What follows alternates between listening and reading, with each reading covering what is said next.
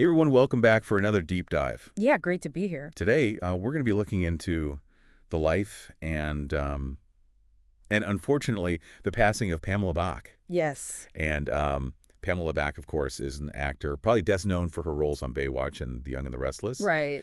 And she recently passed away, so we're going to kind of take a look at her life and career and the unfortunate circumstances surrounding her death. Yeah, it's really a fascinating story and kind of, a look back at a very different time in pop culture history and how we perceive celebrity relationships and all of those things. Absolutely, yeah. And she was married to David Hasselhoff, so there's that whole element as well.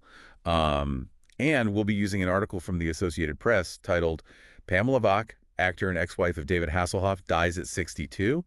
It was published just a couple of days ago on March 6th, 2025. So it's a very recent story. Yes, very recent. So I think it would be good to start by kind of talking about Pamela Bach before we get into the whole David Hasselhoff part of things.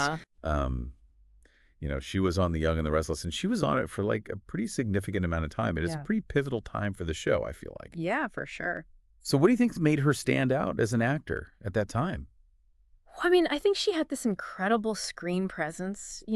She had this kind of mix of vulnerability and strength that really just connected with audiences. Right. And you have to remember that, The Young and the Restless was a huge phenomenon back then. Oh, yeah. It was like water cooler talk. People were talking about it. And I think being part of such a successful show definitely cemented her place in television history. Yeah, absolutely. And like I said, we can't really talk about Pamela Bach without talking about David Hasselhoff. Of course not, no. I mean, they met on the set of Knight Rider. Right. And they got married in December of 1989. Yeah. And, their marriage was often described as like a fairy tale romance. Right.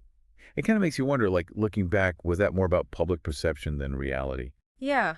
I think that's a really good question. I think the whole fairy tale narrative was definitely fueled by the media. They were this classic Hollywood power couple. They were constantly in the spotlight. But as we know now, their relationship was much more complex, than those glossy magazine covers that we saw. Yeah. And they had their two daughters, Taylor and Haley. Right. And for a while, it seemed like, they had this like very happy family life. Yeah. How do you think the arrival of children changed the dynamic of their relationship, especially because they were under such intense public scrutiny? Well, I think that, children inevitably bring new layers to any relationship. Okay. It adds a whole other dimension. And so, I think the added pressures of parenthood combined with the constant media attention, it probably intensified any existing cracks that were already there in their foundation. Yeah. And it's just really hard to maintain any sense of normalcy when literally your every move is being documented and analyzed. Totally. And then, of course, their divorce in 2006 kind of shattered this picture-perfect image. Right. Hasselhoff filed for divorce. Yep. And then there were allegations of domestic abuse that came from Bach. Yeah. And then there was that video of Hasselhoff that surfaced where he was clearly not sober. Oh, yeah. It just felt like such a turning point in their relationship. And honestly, a glimpse behind the curtain of celebrity that we didn't often see back then. Yeah, absolutely. Especially back then. That video, even though it was like grainy and it was shot on his daughter's phone or something. Or a flip phone, Yeah, right. But it had a huge impact, because before that, we mostly relied on the images that celebrities wanted to project. Right. So this was really raw and real. Yeah. And I think it forced this conversation about, the realities of addiction and how we perceive these famous people. And it's so interesting to think about how that situation would unfold in today's world. Oh. With everyone having a smartphone in their pocket and social media being so instant. Oh my God, yeah, it would have gone viral instantly. Yeah. It's crazy to think about. The way that video was released and consumed was so specific to that era. Yeah, the media landscape was completely different. But I think the core issues about privacy and addiction and, the toll of fame are all still so relevant today. Absolutely. And now, sadly, we have the news of Pamela Bach's passing at 62. Yes.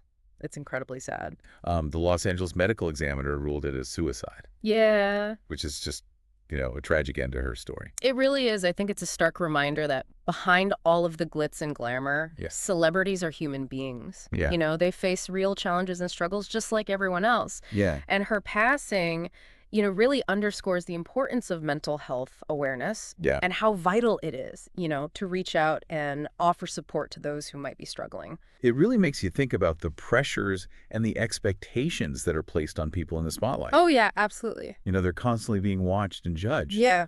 So what do you think her legacy will be? I think she'll be remembered as a talented actor Yeah. who navigated a really challenging and very public life. Mm-hmm. And hopefully her story encourages more open conversations about the less glamorous side of fame. Yeah. And, the importance of mental well-being Absolutely. for everyone. It's easy to get caught up in like the surface details of celebrity lives, Yeah.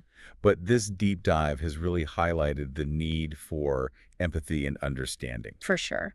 So what are your kind of final thoughts on Pamela Bach's story? Well, I think it's a reminder that the stories we see in the headlines Yeah. are often just fragments of a larger and more complex picture. Right. And, it's a reminder to be kind, to be compassionate, and to remember that everyone is fighting their own battles, whether we can see them or not. Yeah. And that's so important to remember, I think, as we kind of wrap up this deep dive. Yeah. Yeah. I've left thinking about how we can all work towards creating a more supportive and understanding world. Yeah. Especially for those who may feel alone in their struggles. For sure. So thanks for joining us on this exploration of Pamela Bach's life and legacy. Absolutely. Thanks for having me. And until next time. Yeah. See you later.